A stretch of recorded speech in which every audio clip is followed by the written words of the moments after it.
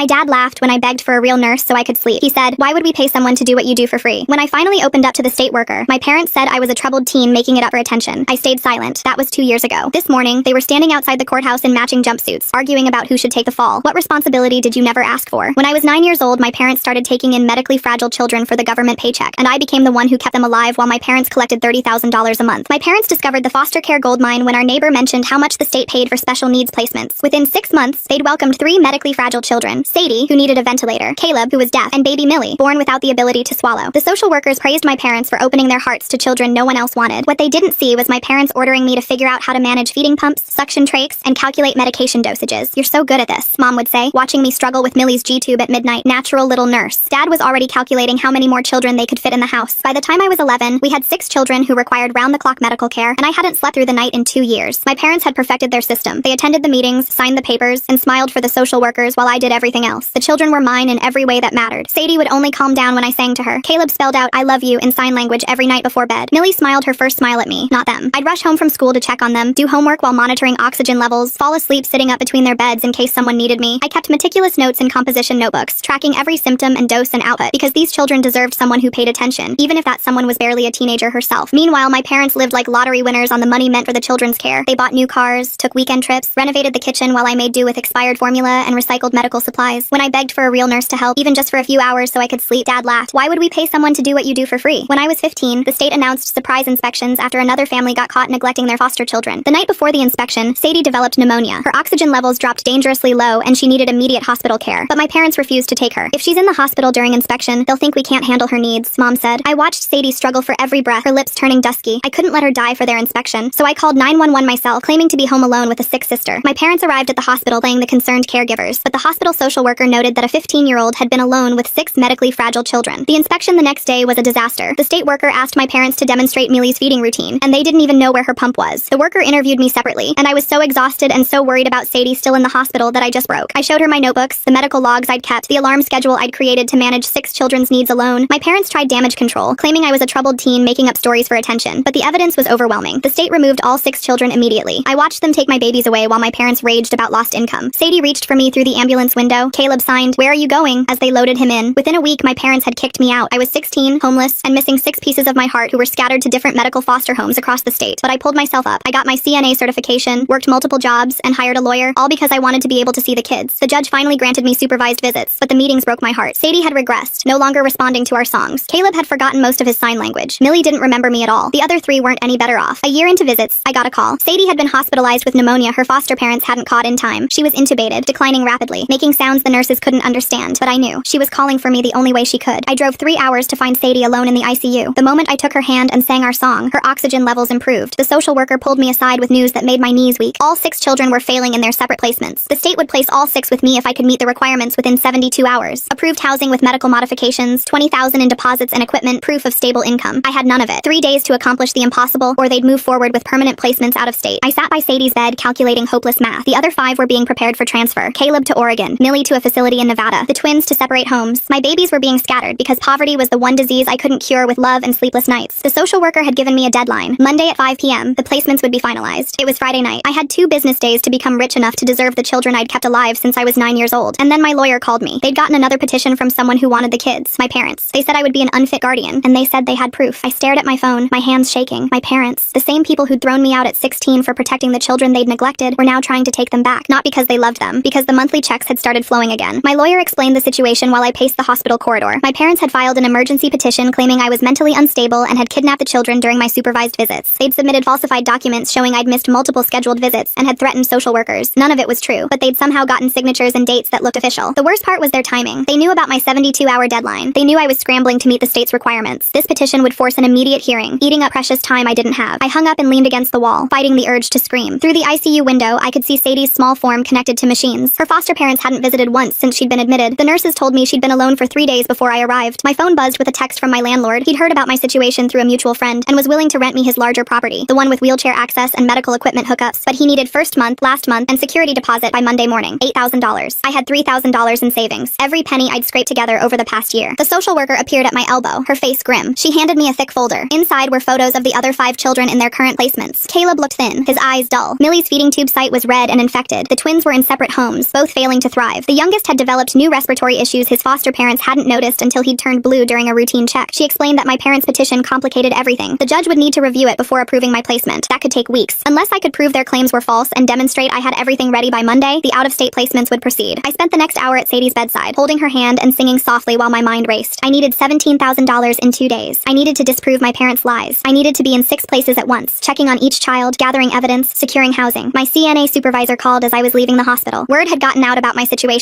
She'd talked to the administrator about giving me an advance on my salary. They could do $3,000, but that was it. I accepted gratefully, even though it barely made a dent in what I needed. The drive back to my studio apartment took 2 hours. I used the time to make calls. My first was to the social services office. I requested copies of every visit log, every sign-in sheet, every document relating to my supervised visits with the children. The clerk said she could have them ready by Monday. Too late. I explained my situation, the 72-hour deadline, my parents' false petition. She put me on hold. When she came back, her voice was softer. She'd spoken to her supervisor. If I could get there before they closed at 5, she'd print everything I needed. It was already 3:30. I pushed the speed limit, making it to the office with 10 minutes to spare. The stack of papers she handed me was my proof, showing perfect attendance at every visit, glowing reports from supervisors, not a single complaint or incident. But I still needed money. That night, I did something I'd sworn I'd never do. I called my aunt, my mother's sister who'd cut contact with our family years ago. She listened in silence as I explained everything, from the time I was 9 until now. When I finished, she was crying. She couldn't give me money, she said. She was on disability, barely making ends meet. How did a 9-year-old figure out all those medical machines and medicine amounts? The way they learned to use feeding pumps and breathing tubes by themselves is incredible. I wonder if they watched videos or just tried different things until it worked, but she had something else. She'd been recording phone calls with my mother for years, ever since their falling out. In those recordings, my mother bragged about the foster care scheme, laughed about making me do all the work, admitted she saw the children as nothing more than paychecks. My aunt emailed me the files that night, 17 recordings spanning 3 years. It was evidence of my parents' true nature, but I still needed money for the house. Saturday morning, I woke to my phone ringing nonstop. My story had somehow made it onto a local parenting forum. A mother who'd seen it had cross-posted to other groups. People were offering help. $5 here, $20 there. Someone had set up a crowdfunding page. I spent the morning driving between the children's placements, documenting their conditions with the social worker's permission. What I saw broke my heart. These children who'd thrived under my care, despite the impossible circumstances, were withering away in homes that saw them as burdens rather than blessings. At Caleb's placement, I found him sitting alone in a corner, rocking back and forth. His foster mother admitted she didn't know sign language and hadn't arranged for an interpreter. He'd been isolated for months, unable to communicate with anyone. When he saw me, he lit up and immediately signed, "Where have you been?" over and over. I showed him my phone, typing out messages explaining I was trying to bring him home. He clung to me when I had to leave, and I had to physically pry his fingers from my shirt. Millie's placement was worse. The infection around her feeding tube had been going on for weeks. Her foster parents had been treating it with over-the-counter antibiotic cream instead of taking her to a doctor. She was listless, dehydrated. I demanded they take her for immediate medical care and documented everything with photos and videos. By Saturday evening, the crowdfunding had raised $8,000. Combined with my savings and the advance, I had $14,000, still $6,000 short. My parents had caught wind of what I was doing and were now threatening legal action for defamation. Sunday morning brought a breakthrough. My former high school teacher, who'd been following the situation on social media, reached out. Her church had an emergency fund for families in crisis. They'd held an emergency meeting and voted to contribute $5,000. Another $1,000 came from a local business owner who'd employed me as a teenager and remembered how I'd always talked about my kids. I had the money. Barely, but I had it. Sunday afternoon was spent signing leases, arranging for medical equipment delivery, and setting up the house. Volunteers from the community showed up to help. A retired nurse offered to provide respite care for free. A contractor installed grab bars and ramps at no charge. By evening, the house was ready, but my parents weren't done. Sunday night, as I was organizing the mountain of paperwork needed for Monday's deadline, my lawyer called with devastating news. My parents had filed an emergency injunction claiming the crowdfunded money was rightfully theirs, since they were the children's former guardians. They'd found a judge to hear the case Monday morning, hours before my deadline. I sat in my empty new house, surrounded by medical equipment and donated supplies, and felt everything slipping away. My parents had found a way to weaponize the system against me one more time. Even with all the evidence, all the community support, all the proof of their neglect and my dedication, they might still win simply because they knew how to manipulate the legal system better than I did. The social worker called to confirm Monday's meeting, 5 p.m. sharp. If I didn't have everything in place, including resolution of my parents' injunction, the children would be scattered across the country by Tuesday morning. I spent that night preparing for the fight of my life. I organized every piece of evidence, my notebooks from childhood, the visit logs, my aunt's recordings, photos of the children's current conditions, statements from medical professionals about their declining health. I practiced what I would say to the judge, how I would prove that my parents' sudden interest was purely financial. Monday morning arrived too quickly. I dressed in my only suit and drove to the courthouse. My entire future and the futures of 6 children riding on the next few hours. My parents were already there, looking prosperous and respectable. They'd hired an expensive lawyer. They'd prepared their own set of documents. As I walked past them to enter the courtroom, my mother smiled. It was the same smile she'd worn when the social workers praised her for taking in medically fragile children. The same smile she'd had when she told me I was a natural little nurse while forcing me to work through the night. I smiled back, because this time, I wasn't a scared 9-year-old trying to keep babies alive in the dark. This time, I had truth on my side, and in just a few hours, one way or another, this would all be over. The bailiff called the court to order at exactly 9 a.m. I took my seat at the defendant's table, my lawyer beside me looking through her notes one last time. My parents sat across the aisle with their attorney, a man in an expensive suit who kept checking his gold watch. The judge entered and reviewed the emergency petition. He asked my parents' lawyer to present their case first. The man stood and began outlining their claims with practiced ease. He presented forged documents suggesting I'd been erratic during visits, that I'd made threats against social workers, lies, that I'd attempted to kidnap the children during supervised meetings. I watched my parents nod along, their faces arranged in expressions of concern. My mother dabbed at her eyes with a tissue she'd brought specifically for this performance. My father sat rigid, playing the role of the worried patriarch trying to protect innocent children. Their lawyer called my mother to testify first. She took a stand and began weaving a story about how I'd always been troubled, how they'd tried to help me but I'd turned violent and unstable after the children were removed. She claimed I'd stalked them, sent threatening messages, and had been plotting to steal the children for years. My lawyer objected repeatedly, but the judge allowed much of the testimony to continue. I forced myself to remain calm, taking notes on every lie, every fabrication. My mother's performance was convincing to anyone who didn't know the truth. When it was time for cross-examination, my lawyer stood slowly. She asked my mother to describe Millie's feeding schedule. My mother fumbled, giving vague answers about following doctor's orders. When pressed for specifics about G-tube maintenance, she couldn't provide them. My lawyer then asked about Sadie's ventilator settings. My mother claimed she didn't handle the technical aspects, that they'd had nurses for that. But when asked to name even one of these supposed nurses, she couldn't. The cracks in her story were beginning to show. My father took a stand next, doubling down on their claims about my instability. He presented himself as a businessman who'd sacrificed his career to care for special needs children, only to have his ungrateful daughter try to destroy their family. He claimed the money from the state had barely covered expenses, that they'd gone into debt caring for the children. During his cross-examination, my lawyer asked him to explain the new cars, the kitchen renovation, the weekend trips. He claimed these were necessary for transporting the children and maintaining a suitable home environment. When asked why a beach resort weekend was necessary for children who required constant medical care, he had no answer. The judge called a recess. I spent the break in a small conference room with my lawyer, going over my testimony. She warned me that my parents had done damage with their emotional appeals. The forged documents looked authentic enough to raise doubts. We needed to present overwhelming evidence to counter their narrative. When court resumed, it was my turn. I took the stand and began at the beginning, describing how my parents had discovered the foster care system's payment structure. I detailed the nights spent learning medical procedures from YouTube videos because my parents wouldn't pay for proper training. I explained the composition notebooks I'd kept, the meticulous records that had saved these children's lives countless times. My lawyer introduced my evidence piece by piece, the visit logs showing perfect attendance, the glowing reports from supervisors, the photos I'd taken just days ago showing the children's deteriorating conditions in their current placements. Each piece of evidence chipped away at my parents' fabricated story. Then came my aunt's recordings. The judge listened as my mother's voice filled the courtroom, laughing about how she'd found the perfect scheme. In one recording, she bragged to my aunt about never having to change a diaper or clean a feeding tube because her 9-year-old daughter did everything. In another, she discussed plans to take in more children once they figured out how to fit more beds in the house. My parents' faces had gone pale. Their lawyer objected, claiming the recordings were obtained illegally, but my lawyer had already verified that my aunt lived in a one-party consent state. The recordings were admissible. The most damaging recording came last. In it, my mother explicitly stated that she'd kicked me out because I'd called 911 for Sadie, costing them their monthly payments. She used words I won't repeat here, calling me ungrateful for not letting the child die quietly to preserve their income stream. My father tried to stand to say something, but his lawyer pulled him back down. The damage was done. The judge asked pointed questions about the children's current conditions. Talk about keeping receipts. 17 recordings over 3 years makes Nixon's tapes look like amateur hour. Aunt really played the long game here while mom was busy playing foster parent on easy mode. I described each placement, the medical neglect I'd witnessed, the regression in their development. I showed him photos of Millie's infected feeding tube site, videos of Caleb's isolation and despair. I explained how Sadie's oxygen levels had improved the moment I'd held her hand in the ICU. My parents' lawyer tried to salvage their case during cross-examination. He questioned the authenticity of the recordings, suggested I'd manipulated the photos, implied I'd coached the children during visits, but each attack fell flat against the mountain of evidence. The judge called another recess to review everything. Those 30 minutes felt like hours. I paced the hallway, checking my phone constantly. The crowdfunding page had raised another $2,000 during the hearing as people followed updates from someone in the gallery. When we returned, the judge's decision was swift and decisive. He found my parents' petition to be fraudulent and malicious. He noted the clear evidence of their past neglect and current deception. He ordered them to pay my legal fees and warned that criminal charges for perjury could follow. But we weren't done. I still had to meet with the state at 5 p.m. with everything in place. I raced from the courthouse to the bank, depositing the crowdfunded money and getting cashier's checks for the rental deposits. My hands shook as I signed paperwork, knowing I had hours left to pull everything together. At the medical supply company, I found my order had been mysteriously canceled. The clerk pulled up the records and showed me that someone had called that morning claiming to be me, canceling everything. The caller ID showed my parents' home number. Even after losing in court, they were still trying to sabotage me. I had to start over, selecting equipment, arranging delivery, paying rush fees I couldn't afford. The company's manager heard about my situation and waived the rush charges, promising delivery by 3 p.m. Another small miracle in a day that needed many. My phone rang constantly as I drove between errands. The social worker called to confirm she'd received the court's decision. My lawyer called to warn me that my parents had been seen at the social services office, likely trying one last manipulation. My CNA supervisor called to confirm they'd adjusted my schedule to accommodate 6 children's needs. The medical equipment arrived at the new house as promised. Volunteers from the morning setup crew returned to help arrange everything. A pediatric nurse from the local hospital showed up on her day off, helping me check that each room met medical requirements. We installed monitors, organized medication stations, tested every piece of equipment. By 4 p.m., everything was ready. The house looked like a miniature medical facility, but a warm one. I'd hung the drawings Caleb had made during our visits. Sadie's favorite stuffed animal waited on her specially equipped bed. The kitchen was stocked with the specific formulas each child needed. I arrived at the social services office at 4:30, arms full of documentation, lease agreements, bank statements, equipment receipts, letters of support from medical professionals, my work schedule showing adequate income, the court's decision from that morning, everything they'd asked for and more. My parents were there. Of course they were there. They sat in the waiting area with their lawyer, preparing for one last attempt to destroy my chances. My mother glared at me with pure hatred. My father wouldn't even look in my direction. The social worker called me in first. She reviewed every document carefully, asked detailed questions about my preparations. She'd already sent someone to inspect the house that afternoon, and the report was glowing. Every requirement had been met or exceeded. Then she dropped a bombshell. My parents had filed a complaint with the state licensing board about my CNA certification, claiming I'd falsified my training records. If my license was under investigation, I couldn't be approved as a medical foster parent. I felt the room spin. After everything, after coming so close, they'd found one last way to hurt me. The social worker saw my face and quickly added that she'd already called the licensing board. They'd reviewed my records that afternoon. My certification was spotless, my training verified by multiple instructors. The complaint had been dismissed as baseless. My parents were called in next. They tried everything. They claimed the house wasn't really mine, that the crowdfunded money was fraudulently obtained, that I'd intimidated witnesses. Their lawyer presented new documents, affidavits from people I'd never heard of swearing they'd seen me behave erratically. The social worker stopped them mid-presentation. She'd done her own investigation over the weekend after receiving their petition. She'd interviewed the nurses who'd worked in the ICU with Sadie. She'd spoken to my employers, my landlords, even my high school teachers. Every single person had confirmed my stability, my dedication, my competence. More importantly, she'd pulled the records from when the children were in my parents' care. The file was thick with concerning reports that had been somehow overlooked. Notes from mandated reporters about a 9-year-old managing complex medical equipment. Hospital records showing multiple children admitted with preventable complications. Financial audits that were never completed. She asked my parents directly why they'd never provided proper medical training for their daughter if she was caring for the children. Why their bank records showed luxury purchases while medical supplies were bought secondhand. Why they'd kicked out the only person keeping these children alive. Their lawyer tried to object, to redirect, but the damage was done. The social worker had seen through their act completely. At exactly 5 p.m., she made her decision. All 6 children would be placed with me immediately. Emergency foster care licenses would be expedited. The children could be moved as soon as medical transport was arranged. My parents erupted. My father shouted about lawsuits, about appeals, about connections he had in the state government. My mother screamed that I was stealing her babies. The same babies she'd never once bathed or fed or comforted in the night. Security had to escort them out. I sat in the suddenly quiet office, tears streaming down my face. The social worker handed me tissue after tissue, letting me process the moment. After 2 years of fighting, of working multiple jobs, of watching the children suffer in separate placements, I was finally bringing them home. She helped me arrange medical transport for each child. Sadie would come directly from the ICU tomorrow morning. Caleb would be picked up from his placement by noon. Millie needed to stop at the hospital first to treat her infection, but she'd be home by evening. The other 3 would arrive throughout the day. That night, I couldn't sleep. I walked through the house, checking each room again and again. Everything was perfect. Everything was ready. But I wouldn't believe it was real until all 6 children were safely under my roof. My phone buzzed with a text from an unknown number. It was a photo of my parents at the airport, bags in hand. A friend who worked security had seen them buying one-way tickets to Florida. They were running, probably afraid of the criminal charges the judge had mentioned. They'd chosen their money over everything else, right to the end. I deleted the text and the photo. They didn't matter anymore. What mattered was that in 12 hours, Sadie would be breathing comfortably in her own room. Caleb would have someone who understood his signs. Millie would get proper medical care. The twins would be together again. The youngest would have consistent breathing treatments. The retired nurse who'd volunteered to help arrived at 6 a.m., ready for the children's arrival. My CNA supervisor had given me 2 weeks off to get everyone settled. The community that had rallied around us continued to offer support, meal trains, respite care, therapy services for the children's trauma. As I waited for the first medical transport to arrive, I thought about the 9-year-old girl who'd been thrown into an impossible situation. She'd done her best with no training, no support, no choice. Now, as an adult with proper training and a community of support, I could finally give these children what they deserved. The transport pulled up at 8 a.m. exactly. Through the window, I could see Sadie's small form on the stretcher, still connected to her ventilator but stable. The crew carefully maneuvered her inside, transferring her to the bed I'd prepared. The moment they had her settled, I took her hand. Her eyes fluttered open and focused on me. I sang our song, the one that had always calmed her. Her oxygen levels, which had been fluctuating during transport, steadied immediately. She was home. They would all be home soon. By evening, all 6 children were settled in their rooms. Caleb had spent an hour signing rapidly, telling me everything that had happened in his silent world. Millie was already responding better to her feeds with proper care. The twins had refused to let go of each other. The youngest was breathing easier than he had in months. I stood in the hallway that night, listening to the familiar sounds of monitors and machines. But this time, I wasn't alone. The nurse was here for the night shift. Tomorrow, more help would come. The children had proper equipment, proper supplies, proper care. My parents were gone, their schemes failed, their greed exposed. The state was investigating their previous years as foster parents. Other children they'd taken in were being tracked down, their cases reviewed. The money they'd stolen couldn't be recovered, but justice was still being served. Most importantly, 6 children who'd been failed by the system, scattered and neglected, were now together and safe. The way the parents tried every single trick to stop her is mind-blowing. Calling to cancel medical equipment, filing fake complaints about her license, even showing up with made-up witnesses. They had a long road of healing ahead. Trust would need to be rebuilt, medical issues addressed, educational gaps filled. But we had time now. We had support. We had a future. I made my rounds one last time before trying to sleep. Sadie's ventilator hummed steadily. Caleb had fallen asleep with his hands still forming words in his dreams. Millie's feeding pump delivered nutrition to her healing body. The twins slept in the same room, finally able to see each other. The youngest breathed without struggle. 6 children who deserved love and competent care finally had both. The 9-year-old girl who'd been forced to grow up too fast could finally rest. The system that had failed us was being forced to change. And somewhere in Florida, 2 people who'd chosen money over children's lives would have to live with their choices forever. The house was full of mechanical sounds and sleeping breaths. It was perfect. It was home. And this time, no one could take it away. The first week with all 6 children home tested every skill I'd developed over the years. Tuesday morning, barely 24 hours after they'd arrived, Sadie's ventilator alarm went off at 3 a.m. The retired nurse and I worked together to clear the blockage while I fought muscle memory from my childhood. The panic, the isolation, the knowledge that a mistake could be fatal. This time was different. The nurse guided me through proper protocols while I held Sadie's hand. hand. Her oxygen levels stabilized within minutes. The equipment was new, properly maintained. We had backup supplies. Most importantly, I wasn't alone. Wednesday brought a visit from the state inspector. My parents had filed yet another complaint, claiming the house wasn't up to code. The inspector arrived with a checklist and a frown, clearly expecting to find violations. Instead, she found a home that exceeded every requirement. The volunteers who'd helped set up had thought of everything. Proper electrical outlets for medical equipment, wheelchair-accessible bathrooms, clear emergency evacuation routes. The inspector spent extra time in Caleb's room, where I'd installed visual alarms and a communication board. She watched him eagerly showing me drawings he'd made of our new house, his hands flying as he signed about having his own space. Before leaving, she mentioned that my setup could serve as a model for other medical foster homes. Thursday afternoon, my lawyer called with news. The district attorney's office had opened a fraud investigation into my parents based on the evidence from our hearing. They'd subpoenaed financial records going back 10 years. Initial findings showed my parents had claimed expenses for medical equipment they'd never purchased, therapy services the children never received, and nursing care that didn't exist. The investigation also revealed something that made my stomach turn. My parents had taken in 2 other medically fragile children before Sadie, Caleb, and Millie. Both had been removed within months due to failure to thrive. The investigator couldn't locate either child's current placement. More files to review, more potential victims of my parents' greed. Friday marked our first full week together, and the children's improvements were already visible. Millie's infection had cleared with proper treatment. Her feeding schedule was consistent, and she'd gained 2 pounds. The twins were sleeping through the night in the same room, no longer crying for each other. The youngest's breathing treatments were on schedule, preventing the emergencies that had plagued his previous placement. But Caleb's progress moved me most. Each day he remembered more signs. He'd started teaching the twins basic signs for hungry, tired, and play. During afternoon therapy, covered by the state, not out of pocket, his therapist used video calls with an ASL interpreter. For the first time in months, Caleb could fully express himself. The weekend brought unexpected challenges. A process server showed up Saturday morning with papers. My parents were suing me for defamation, emotional distress, and theft of property. They claimed the crowdfunded money belonged to them. My lawyer had warned me this might happen. She'd already prepared our response, documenting how every dollar had gone directly to the children's care. More concerning was the second set of papers. My parents had somehow convinced a different judge to review the custody decision. The hearing was set for the following month. They'd hired a new lawyer, someone known for taking questionable cases if the money was right. My stomach churned thinking about another battle, but I looked at the children playing in the living room, Caleb teaching Sadie finger painting while the twins watched, and knew I'd fight as many times as necessary. Sunday's challenge came from an unexpected source. Millie's biological grandmother contacted social services, expressing interest in placement. She'd been searching for Millie since birth, but hadn't been considered initially due to her age and health issues. Now, seeing news of the custody battle on local social media, she wanted to meet her granddaughter. The social worker arranged a supervised visit at our house. I spent the morning sick with worry. These children had been through enough upheaval. But when the grandmother arrived, a soft-spoken woman with Millie's same eyes, something shifted. She didn't demand anything. Instead, she asked questions about Millie's care, took notes about her feeding schedule, and cried when Millie grasped her finger. Before leaving, she pulled me aside. She wasn't seeking custody. Her health wouldn't allow it, but she wanted to be part of Millie's life, to share family photos and stories when Millie was older. She'd been fighting my parents' initial placement for years, knowing something was wrong but unable to prove it. She pressed a small photo album into my hands. Millie's birth parents, young and overwhelmed but loving. Another piece of these children's stories I could preserve for them. The second week brought routine medical appointments. Loading 6 children with complex medical needs into a van, even with help, took military precision. Oxygen tanks, emergency supplies, feeding pumps, communication devices, all had to be transported safely. At the children's hospital, staff who remembered me from my visits during their separate placements saw the difference immediately. Sadie's pulmonologist couldn't believe her improvement. Her lung function had increased 15% in just 2 weeks of consistent care. He adjusted her ventilator settings and scheduled a follow-up to discuss gradually reducing her dependency. Not rushing, not pushing, but acknowledging that with proper care, she might need less mechanical support over time. The appointments revealed other issues neglected in their previous placements. Caleb needed new hearing aids. His had been broken for months. The twins both showed signs of developmental delays from being separated. The youngest had untreated allergies that exacerbated his breathing problems. Each discovery made me angry at the system that had failed them, but also grateful we could address these issues now. Midweek, an unexpected ally emerged. The judge who'd heard our initial case had been following up on the fraud investigation. He'd discovered that my parents had judge shopped for their new hearing, filing in a district where they'd made significant campaign contributions. He couldn't intervene directly, but he ensured the new judge received complete case files, including evidence of my parents' fraud. My CNA supervisor called with more support. The hospital had approved extended family medical leave and would hold my position for 6 months. My coworkers had donated their vacation days to ensure I'd still receive partial pay. The hospital administrator, moved by our story, had arranged for the children to receive free therapy services through their pediatric program. The community support continued in smaller, vital ways. Neighbors organized meal deliveries 3 times a week. A local church group did our laundry every Wednesday. High school students volunteered for yard work. Each act of kindness reminded me that we weren't alone, that these children were finally surrounded by people who saw them as precious, not profitable. 3 weeks in, we faced our first real medical emergency. The youngest developed severe respiratory distress during dinner. His lips turned blue despite his regular treatments. The retired nurse and I worked in synchronized efficiency, administering emergency medication, calling 911, preparing his medical history for paramedics. At the hospital, doctors discovered he'd developed pneumonia, likely from aspiration during feeds at his previous placement. He'd need several days of intensive treatment. I stayed with him, sleeping in the uncomfortable chair beside his bed, while the nurse managed the other 5 at home. The hospital social worker noted my presence, adding another positive report to our growing file. During his hospitalization, I received a call that made my hands shake. The fraud investigation had uncovered evidence of my parents hiding assets. They'd transferred significant money to offshore accounts over the years, far more than they'd reported to the IRS. Federal investigators were now involved. My parents' house of cards was collapsing. My lawyer explained that with federal charges likely, my parents would have bigger problems than fighting for custody. Their new lawyer had already withdrawn from the case. The judge shopped hearing was postponed indefinitely, but I couldn't celebrate. None of this would undo the years of trauma these children had endured. The youngest came home after 5 days, weak but stable. The other children had made cards for him, Caleb's featuring elaborate drawings of superheroes fighting germs. That evening, I found all 6 of them piled carefully on the living room floor, the older ones telling stories while monitoring the younger one's medical equipment. Someone should tell those parents that offshore accounts work better when you're not actively committing federal fraud. Their financial planning skills match their parenting abilities perfectly. They'd become a real family. Week 4 brought evaluations from the children's therapeutic team. The reports were comprehensive, documenting dramatic improvements in all 6 children. Weight gain, better respiratory function, increased communication, improved emotional regulation. The therapist noted that the children showed secure attachment behaviors, seeking comfort when distressed, exploring their environment confidently, engaging in age-appropriate play. One therapist pulled me aside after Caleb's session. She'd worked with him during his previous placement and barely recognized him now. The withdrawn, frustrated child had transformed into an engaged, expressive boy eager to communicate. She'd recommended he start attending the deaf school part-time, with support services for his medical needs. Real education, real peers, real childhood experiences. The custody review came faster than expected. With my parents under federal investigation and their lawyer withdrawn, the judge expedited the hearing. This time, the courtroom was packed with supporters. The retired nurse testified about the children's care. The hospital administrator confirmed my employment stability. Millie's grandmother spoke about my dedication. The judge reviewed everything: the initial placement, the removal, the failed separate placements, the dramatic improvements since reunification. He noted the extensive community support, the proper medical care, the therapeutic progress. His decision was swift and final. Permanent custody granted, with provisions for continued state support for the children's medical needs. But the judge went further. He ordered a review of all medical foster placements in the state, citing systemic failures that had allowed my parents' abuse to continue for years. He recommended mandatory training for foster parents of medically fragile children and regular audits of medical expense claims. Small changes, but ones that might protect future children. As we left the courthouse, I carried the youngest while Caleb held my hand. The twins walked between the nurse and a volunteer, and Sadie was pushed in her wheelchair by the same paramedic who'd responded to her emergency weeks ago. Millie rode in her stroller, pushed by her grandmother who'd become a regular visitor. That evening, after medical routines and bedtime stories, I stood in the hallway listening to the familiar sounds of monitors and machines, but now they were accompanied by other sounds: Caleb's gentle snoring, the twins whispering to each other, Millie's contented sighs. The mechanical sounds of survival were still there, but they no longer dominated. Life had found its way in. The next morning brought a certified letter. My parents had been arrested on federal fraud charges. Their assets were frozen pending investigation. They'd been released on bail with strict conditions: no contact with me or the children, no leaving the state, regular check-ins with federal authorities. Their Florida escape plan had failed. I felt no satisfaction reading the letter, no victory in their downfall, just a hollow ache for the childhood I'd lost and the years these children had suffered. But dwelling on the past wouldn't help anyone. We had work to do, morning medications to administer, therapy appointments to attend, lives to build. 6 months later, our days had found rhythm. Morning medical routines followed by breakfast together. Caleb attended deaf school 3 days a week. The twins were in developmental preschool. Home health aides provided respite care so I could work part-time. The children were thriving in ways I'd never dared imagine during those desperate nights in separate placements. My parents' trial proceeded without us. I'd provided testimony via deposition, protecting the children from courtroom trauma. They'd eventually pled guilty to avoid maximum sentences: 5 years federal prison, massive fines, and restitution to the state for fraudulent claims. They'd lost everything chasing money that was meant to help vulnerable children. The restitution would go into trust funds for each child's future medical and educational needs. It wouldn't undo the damage, but it would ensure they'd never want for proper care again. Millie's grandmother helped establish the trusts, using her banking experience to protect the children's assets from future exploitation. Our house had transformed from a medical facility to a home. Yes, we still had equipment and supplies and schedules, but we also had finger paintings on the refrigerator, toys scattered in the living room, and the beautiful chaos of 6 children growing up together. The mechanical sounds that once dominated were now just background noise to laughter, signing conversations, and bedtime stories. Some nights, I still woke in panic, muscle memory from years of being solely responsible for keeping children alive. But then I'd hear the nurse's quiet footsteps, see the properly functioning equipment, feel the weight of community support surrounding us. We'd built something my 9-year-old self could never have imagined: a real family, supported and stable. The children still faced challenges. Sadie might always need respiratory support. Caleb would navigate a hearing world that didn't always accommodate him. Millie's feeding issues required constant vigilance. The twins and the youngest carried invisible scars from early medical trauma, but they faced these challenges with consistent care, proper resources, and the unshakable knowledge that they were loved. As I made evening rounds, checking equipment and tucking in blankets, I thought about the long journey from that first night when 9-year-old me had fumbled with medical equipment I didn't understand. That little girl had done her best with impossible circumstances. Now, as an adult with training and support, I could give these children what they'd always deserved: not just survival, but the chance to truly live. Thanks for hanging out and diving into all this with me. Seriously, I love getting to just explore weird, interesting stuff together. It's always a ride. Alright, until next time, take care out there. Like the video, it helps more than you think.